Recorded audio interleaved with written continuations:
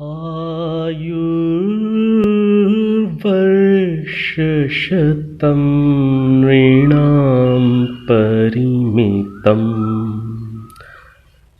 रात्रौ तदर्थं गतम् तस्यार्थस्य परस्य चार्थमपरम्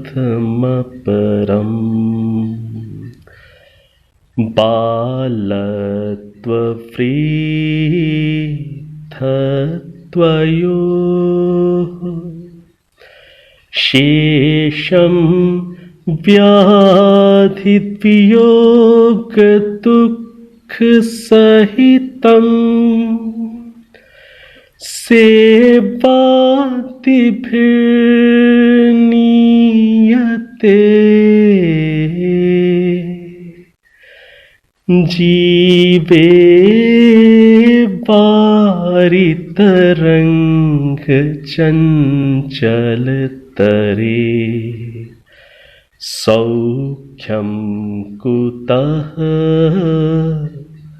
प्राणिनां सौख्यं कुतः प्राणिनां।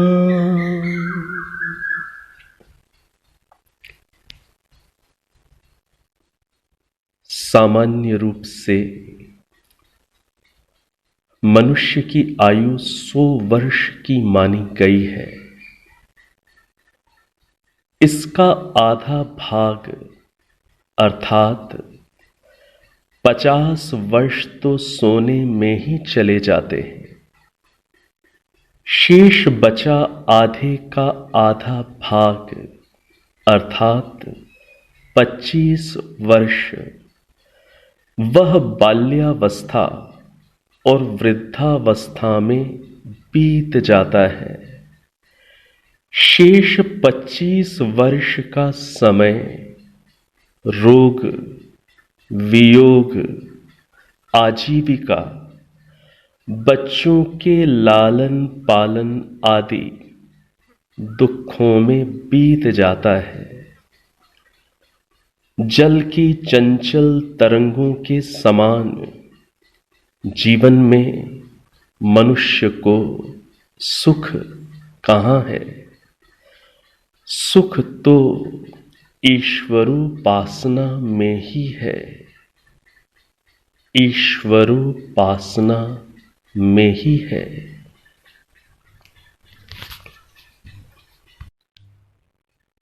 केयूराणि न भूषयन्ति पुरुषम् हारा न चन्द्रोज्ज्वला न स्नानं न विलेपनं न कुसुमम् नालङ्कृता मूर्धजाः वाण्येकाः समलङ्करोति पुरुषम् वाण्येकाः समलङ्करोति पुरुषम् या संस्कृता धार्यते क्षीयन्ते खलु भूषणानि सततम् वाक्भूषणम् भूषणम् वाक्भूषणम् भूषणम्।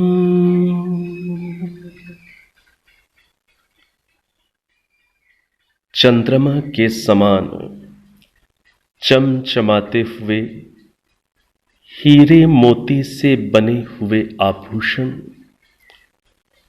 जो हाथों में और गले में धारण किए जाते हैं, वे मनुष्य को शोभायमान नहीं करते और ना ही स्नान, तैल, इत्र, पुष्पादि से किया हुआ श्रृंगार तथा सजाए संवारे हुए बाल मनुष्य को भूषित करते हैं। मनुष्य का सच्चा आभूषण तो शुद्ध, सरल, सत्य, सुमधुर वाणी ही है। अन्य सभी आभूषण तो धीरे धीरे काल क्रम से नष्ट हो जाते हैं, परंतु वाणी रूपी सच्चा आभूषण सदैव जगमगाता रहता है, जगमगाता रहता है। भूखा न भुक्ता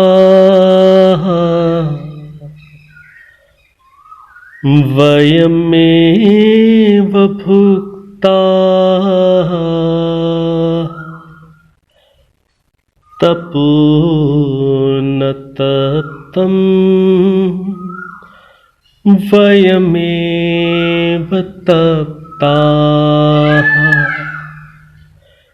कालो न यातो वयमेव याताः तृष्णा न जीर्णा वयमेव जीर्णाः तृष्णा न जीर्णा वयमेव जीर्णाः। हम सांसारिक विषय भोगों का उपभोग नहीं कर पाए, अपितु उन भोगों को प्राप्त करने की चिंता ने हमको ही भोग लिया। हमने तप नहीं किया, बल्कि आध्यात्मिक, आदि भौतिक, आदि दैविक ताप हमको ही जीवन भर तपाते रहे। भोगों को भोगते भोगते हम काल को नहीं काट पाए, परंतु काल ने हमको ही नष्ट कर दिया। इसी प्रकार भोगों को प्राप्त करने स्वरूप तृष्णा तो बूढ़ी नहीं हुई, अपितु हम ही बूढ़े हो गए।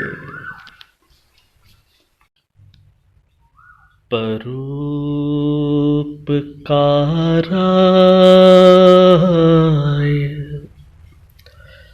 फलन्ति वृक्षाः परोपकाराय वहन्ति नद्यः परोपकाराय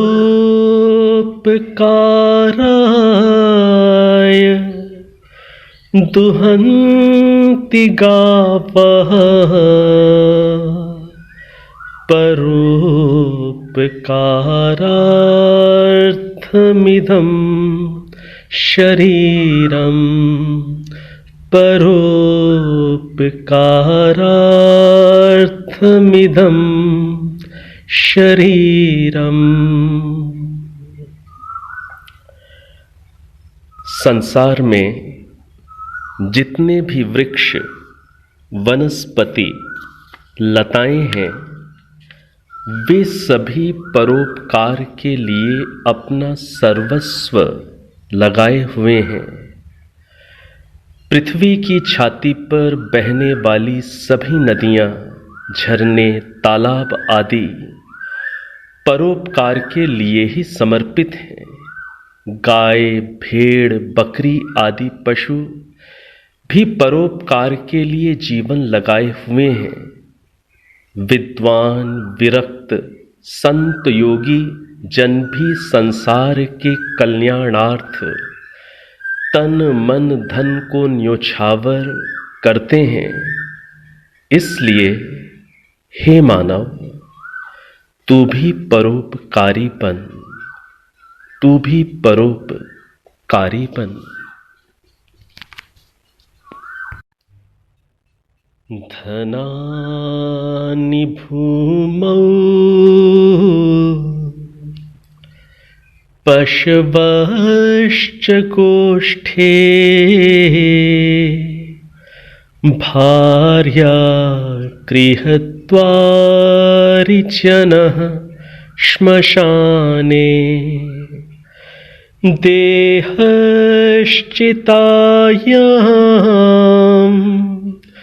परलोकमार्गे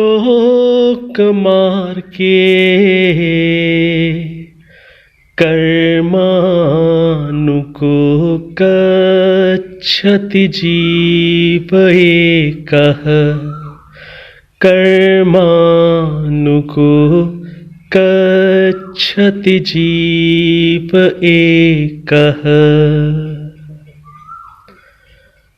मनुष्य जब मरता है तब सारी धन संपत्ति पृथ्वी पर ही पड़ी रह जाती है। पशु बाड़े में ही खड़े रहते हैं। जीवन साथी, पति या पत्नी घर के दरवाजे तक ही साथ दे पाते हैं। मित्र, बंधु, संबंधी श्मशान तक साथ चले जाते हैं और यह शरीर चिता पर जलकर भस्म हो जाता है। यदि जीवात्मा के साथ परलोक में कोई चलता है तो वह कर्म ही है जो उसने जीवित रहते हुए अच्छा बुरा किया है, वही साथ जाता है और कोई साथ नहीं चलता, और कोई साथ नहीं चलता। मनसि वचसि काये पुण्यपीयूषपूर्णास्, मनसि वचसि काये पुण्यपीयूषपूर्णास्, त्रिभुवनमुपकारः श्रेणिभिः प्रीणयन्तः, परगुण परमाणून् पर्वतीकृत्य नित्यम् निज हृदि विकसन्तः सन्ति सन्तः कियन्तः, सन्ति सन्तः कियन्तः। मन, वचन और शरीर के द्वारा प्राणी मात्र का कल्याण करने की भावना से युक्त हुए शुभ कर्मों से तीनों लोकों का उपकार करके सबको तृप्त करने वाले तथा दूसरों के छोटे छोटे गुणों को भी पर्वत के समान बड़ा मानकर अपने हृदय में प्रसन्न होने वाले महात्मा संसार में कितने हैं, अर्थात बहुत कम हैं।